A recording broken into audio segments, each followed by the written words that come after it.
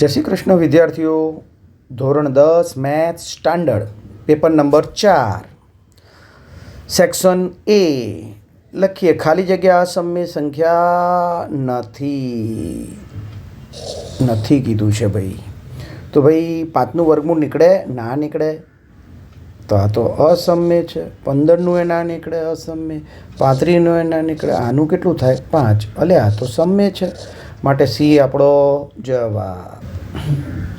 અલ્યા બબ્બે શૂન્યોના ગુણાકારોનો સરવાળો, જેને આપણે કહીએ છીએ આલ્ફા બીટા, બીટા ગેમા વત્તા ગેમા આલ્ફા, જેનું સૂત્ર છે સી અપોન એ. બોલો સી કેટલા દેખાય તમને?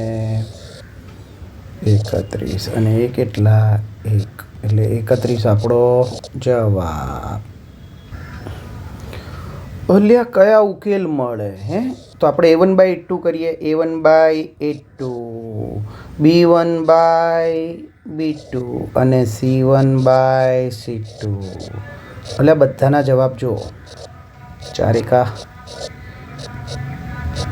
બધાના જવાબ સરખા આવ્યા. માટે કેવો ઉકેલ મળે?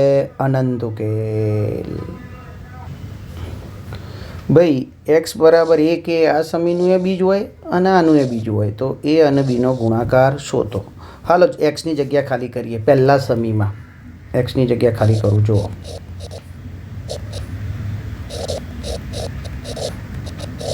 સર બીજા સમીમાં ખાલી કરો. x² વત્તા x વત્તા b બરાબર 0. ત્યાં કેટલા મૂકી દેવાના? 1 મૂકી દેવાના. ઓકે. હવે અહીંયા એ વધશે, અહીંયા એ, પછી પ્લસ બી, અહીંયા શું છે? -3 છે ને? આ -3 છે. જોઈ લેજો. જો સમીમાં દેખાય છે -3. આ રહ્યા ને? આ રહ્યા. જો સમી -3 છે. એ જ છે અહીંયા. આ -3 છે. તો આપણે +3 નહીં, કેવા 3 મૂકીશું? -3. તો 2a બરાબર -3, તું સામે જા, +3. a બરાબર 3/2. અહીંયા જોઈએ 1 વત્તા 1 વત્તા b બરાબર 0. બોલો b બરાબર કેટલા આવશે? -2 આવ્યા. અને આપણે એ બી શોધવાનું છે. એ અને બીનો ગુણાકાર. આ છે 3/2, આ છે -2. 2 કટ એટલે -3 આપણો જવાબ. ઓકે ભાઈ. પ્રથમ બે પદો આપેલા છે. આ રહ્યા બરાબર. તો આપણે ડી સુધી કાઢીએ. પહેલાં બીજું પદ માઇનસ પહેલું પદ. ડી મળી ગયો. 21મું પદ શોધવાનું છે આપણે. 21મું પદ એટલે એ વત્તા કેટલા ડી? 20 ડી. એ કેટલા છે આપણા?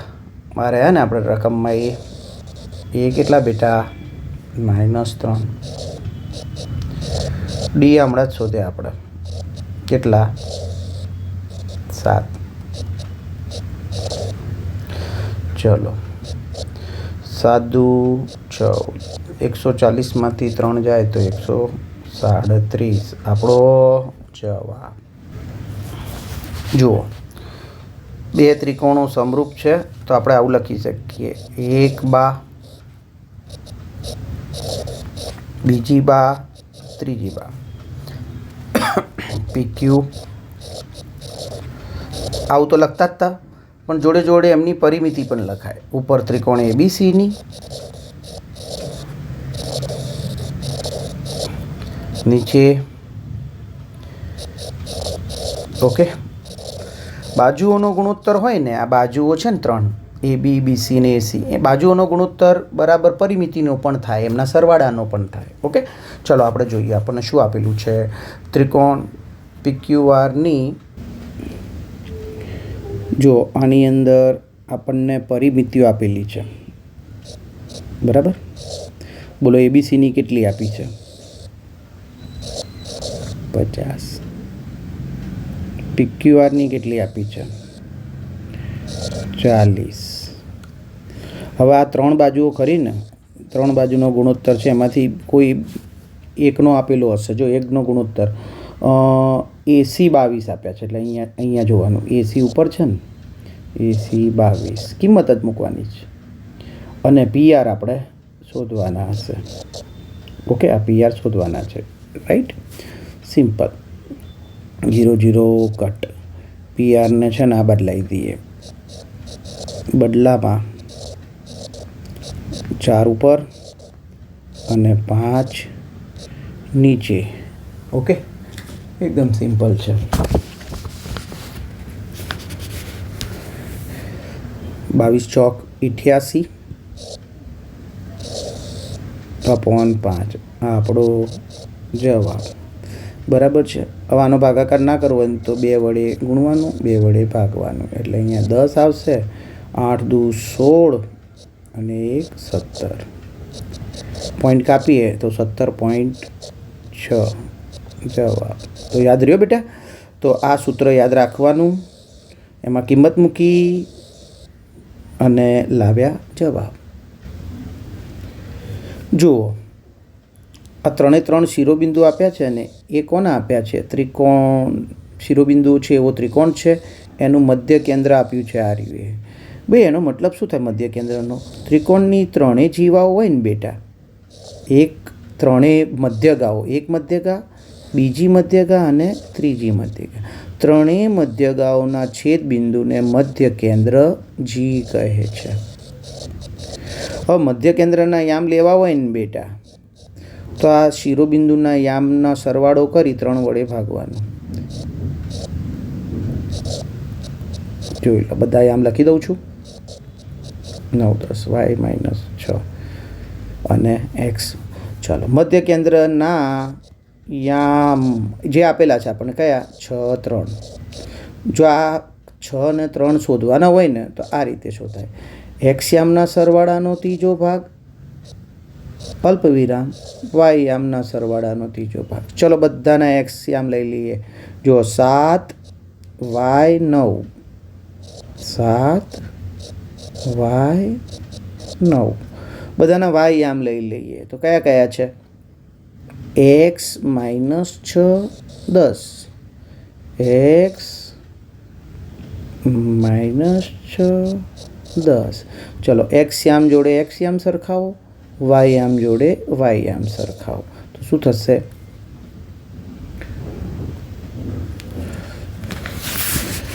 6 બરાબર 7 + y + 9/3. 3 બરાબર આવું થાય. ઓકે, 3 આ બાજુ જાય તો 6 તરી 18. આ બંનેનો સરવાળો કરીએ તો 9 ને 7 માટે જવાબ કેટલો મળશે? 2. બરાબર. આની અંદર જોઈએ, 3 તરી 9. આમાં જુદી નિશાની બાદ બાકી, ચિહ્ન તો મોટાનું. ચલ, 4 આ બાજુ આય.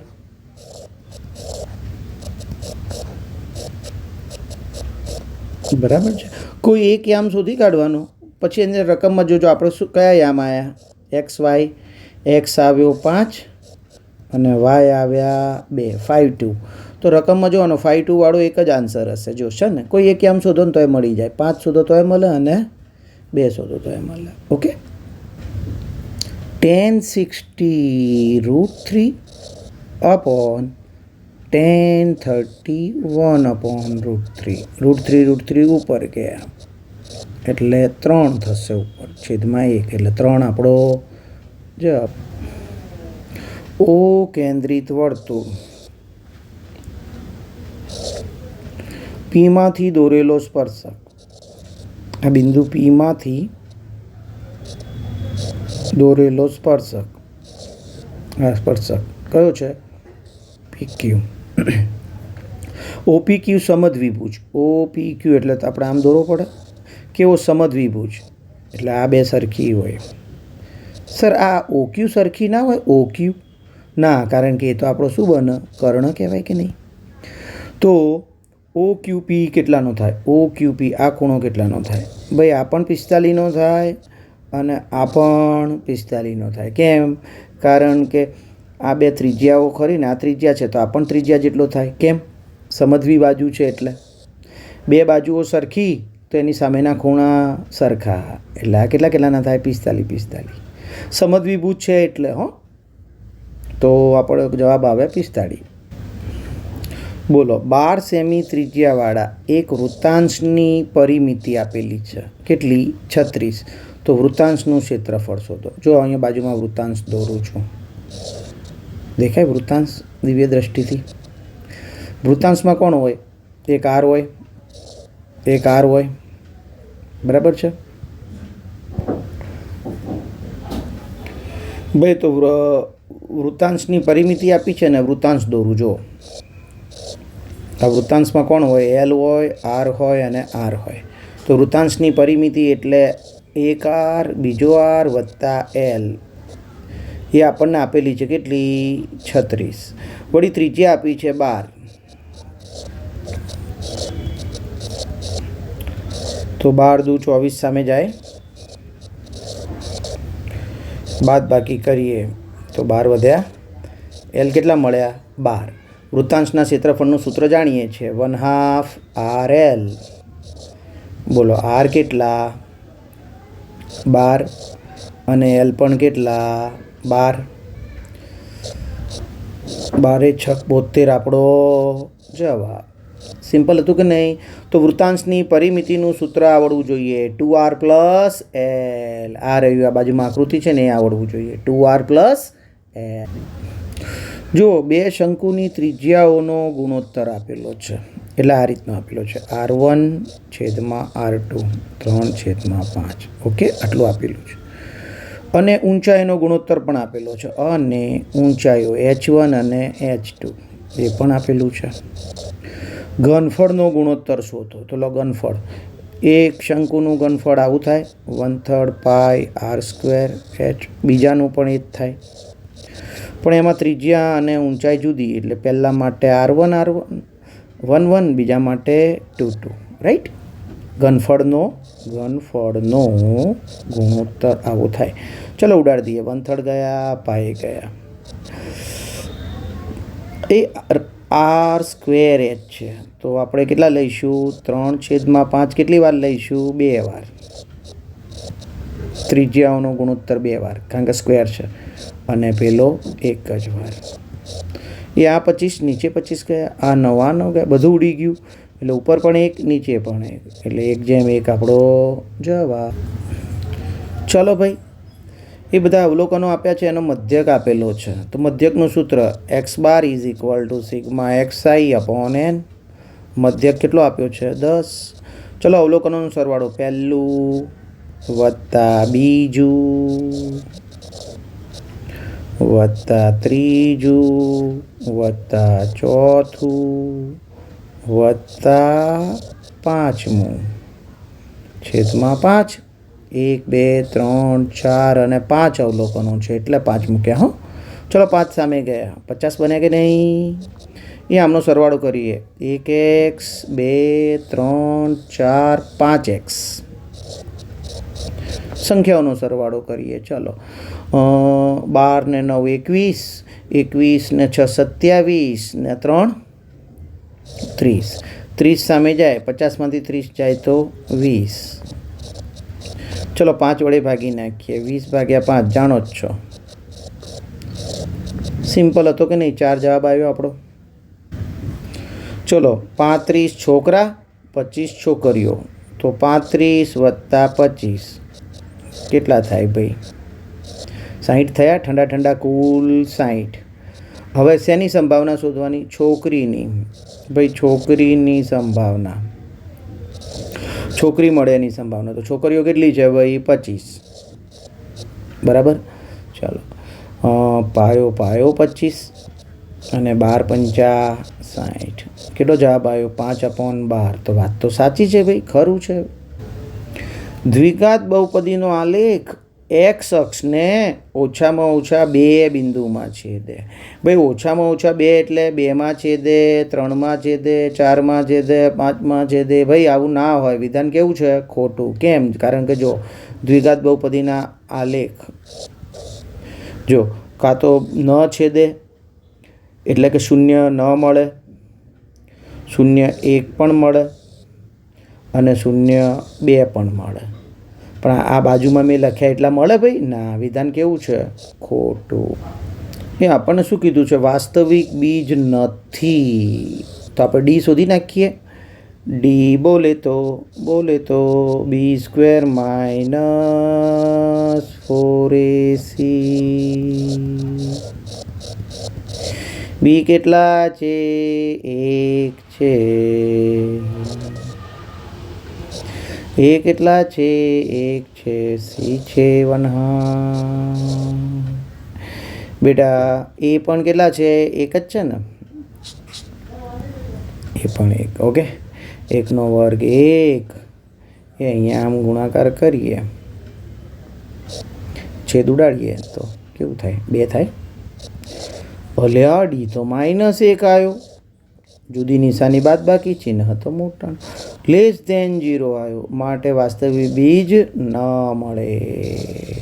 ભાઈ વાસ્તવિક બીજ ન મળે તો વિધાન કેવું કહેવાય? અહીંયા નથી જ કીધું છે ને? ખરું છે વિધાન, ખરું. એ એક્સયામનો સરવાળો કરો 12 અને એના અડધા 6. વાયયામનો સરવાળો કરો 4 ને 2 6 અને એના અડધા 3. તો મધ્યબિંદુના યામ કેવા છે? સાચા. વિધાન ખરું. જો આ રીતે પણ ગણાય. અહીંયા બંનેના યામ લખ્યા હોય, મધ્યબિંદુના યામ આપણે કેવી રીતે શોધતા હતા? એક્સ યામના સરવાળાનું અડધું, વાય યામના સરવાળાનું અડધું, એવું કરવાનું. વિધાન ખરું છે ભાઈ. ભાઈ પરિમિતિ, વર્તુળની પરિમિતિ થાય 2πr અને એનું ક્ષેત્રફળ થાય πr². પણ મેં જો r² ને કેવા લખ્યા? નહીં, કેવા છે? સમાન છે, એટલે વચ્ચે બરાબર. તો ચલો 2 ગયા, 2 તો ના જાય, 2 ના જાય ભાઈ. કોણ જશે? r. તો r કેટલા મળ્યા? ત્રિજ્યા 2. આપણને વ્યાસ કીધો છે તો 2 ના ડબલ, ત્રિજ્યા 2. તો વ્યાસ કેટલો મળે? 4. સર મધ્યસ્થ શોધવા માટે ચડતા ક્રમમાં ગોઠવો. પહેલાં 8, પછી કોણ આવશે? 12, પછી 17, 8, 12, 17. હવે કોણ છે? 23, પછી 23, પછી 25, પછી 28. 23 આવી ગયા, 25, 28. ઓકે. ચલો મધ્યસ્થ શોધવાનું છે આપણે. તો આ બાજુથી કટ, આ બાજુથી કટ, આ બાજુથી એક કટ, આ બાજુથી. આ બે વધ્યા, એમનો સરવાળો કરવાનો. આ બંનેનો સરવાળો થાય 40 અને એના અડધા 20 આપણો જવાબ. બેટા યુગ્મ સંખ્યા હોય ને તો બે જણા વધશે, તો એમનો સરવાળો કરી દેવાનો આ રીતે. જો બાજુમાં જુઓ, અને એનું અડધું કરીએ, મધ્યસ્થ થાય. ઓકે, શોર્ટકટ છે. અને સમજી લો કે આ રીતની સંખ્યા છે, 7 છે, 10 છે અને 20 છે, બરાબર. તો અહીંયાથી કટ કરીએ, અહીંયાથી કટ કરીએ, તો આ જે વચ્ચે રહ્યો એ આપણો શું કહેવાય? મધ્યસ્થ કહેવાય. એટલે અવલોકનો એકી સંખ્યામાં હોય ને તો ફટાફટ મળી જાય. અવલોકનો બેકી સંખ્યામાં હોય ને તો આપણો દાખલા મુજબ સરવાળો કરી અડધું કરી દેવાનું. Okay, simple. એ નાનામાં નાની વિભાજ્ય 4, નાનામાં નાની અવિભાજ્ય 2 નો લસા અને ગુસાનો ગુણોત્તર. એ આમનો લસા થાય 4 અને એમનો ગુસા થાય 2. ગુસા એટલે કોમન, લસા એટલે મોટીનો ગળિયો બોલીએ. 4 એકા 4, 2ના ગળિયામાં આવે, હા, એટલે 4 આપણો લસા. અને એમનો ગુણોત્તર લો, એમનો આ લસાનો અને ગુસાનો ગુણોત્તર કેટલો જવાબ આવ્યો? 2:1. 2 આવ્યો જવાબ. પણ 2 ને આપણે આ રીતે પણ લખી શકીએ, હો, જેમમાં. લો ભાઈ કિંમત મૂકી દો, પહેલા જગ્યા ખાલી કર. જો 0 આવે તો સાચું. જો આની કિંમત એક્સની જગ્યાએ મૂકી દેવાની. શૂન્ય છે ને એની, શૂન્ય એટલે બીજ. એ વર્ગ તો એટલો જ થશે ભાઈ. એ જવાબ 0 આવ્યો, માટે છે. બેટા આ એસ એટલે ખબર છે, સમ સરવાળો, અને પી એટલે પ્રોડક્ટ, બરાબર, ગુણાકાર. આ પી એટલે પ્રોડક્ટ, ગુણાકાર કોનો? આલ્ફા ગુણ્યા બીટા છે. અને આ આલ્ફા પ્લસ બીટા. સમ એટલે સરવાળો. ઓકે, તો ચલો આપણે આનો સમ શોધીએ. બોલો, સરવાળો એસ કેટલો થાય? સરવાળો આલ્ફા પ્લસ બીટા. સમ એટલે alpha plus beta minus B upon A. બોલો, બી કેટલા? -5. અને એ કેટલા? 1, એટલે 5 આવ્યો. ચલો ગુણાકાર શોધી કાઢીએ, પ્રોડક્ટ શોધી કાઢીએ. પ્રોડક્ટનો પી લખાય, પ્રોડક્ટ પી લખીએ. Product P is equal to simple C upon A. C -6 છે, 1 છે. અહીંયા જોજો ઉપર સી તમને ત્યાંથી મળશે. તો લો, 5 અને -6 જેવો જવાબ ક્યાં છે? આ રહ્યો. તો આ રહ્યો આપણો આનો જવાબ. 21નો જવાબ બી આવે. હવે આપણે શોધીએ બીજા માટે. ચલો એની અંદર આપણે -b અપોન એ શોધીએ અને સી અપોન એ શોધીએ.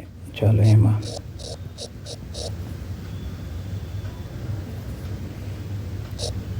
બી કેટલો છે? જો દેખાય છે 5. એ કેટલો છે? 1, એટલે -5. એસ આવ્યો -5.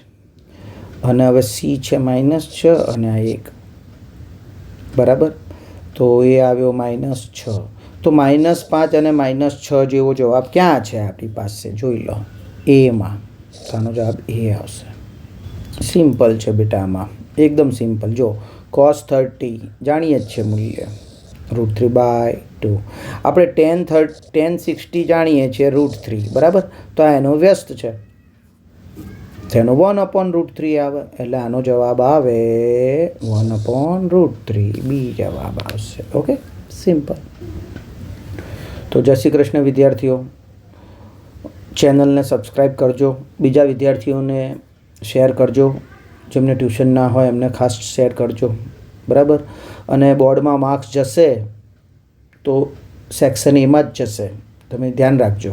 કારણ કે બીજામાં તમને વિકલ્પ મળી જશે, તમે 2-3 દાખલા સ્કીપ કરી શકશો.